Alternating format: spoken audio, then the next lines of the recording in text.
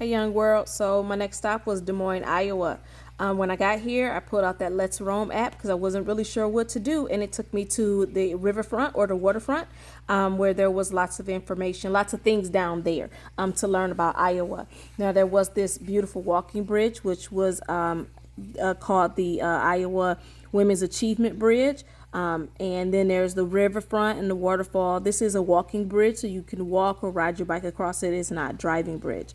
The Let's Roam app also took me to the state capitol and to the Asian Garden, which acknowledges the contributions that Asian Americans have made in Iowa.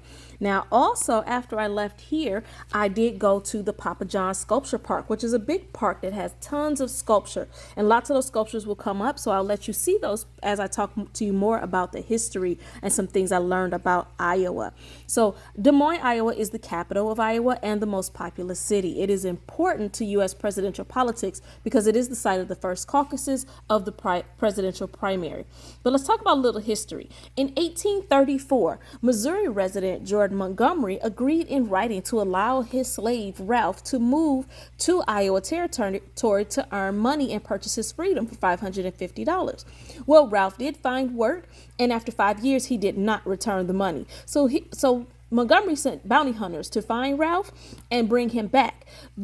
The court proceedings were later moved to the Iowa Supreme Court, where Supreme Court Chief Justice Charles Mason wrote that Ralph was free by the operation of the law and that he be discharged from further duress and restraint because Ralph was not a fugitive slave because Montgomery allowed him to go. Ralph did have to pay back the $550. There was also 12-year-old Susan Clark, who was denied admissions into her neighborhood school.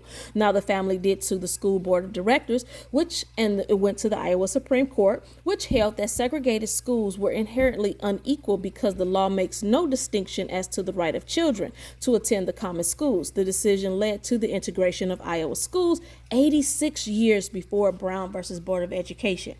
And then there was Gertrude Rush, who earned her law degree from Des Moines University in 1914. But because she was African American, that first African American female lawyer in Iowa, she was denied admission to the American Bar Association. Rush then helped to establish the Negro Bar Association, which is now called the National Bar Association, in 1925. So Iowa is full of lots of history and lots of information to share. Look up some of these things if you like. Learn more about Des Moines, Iowa, and maybe you might want to visit there soon.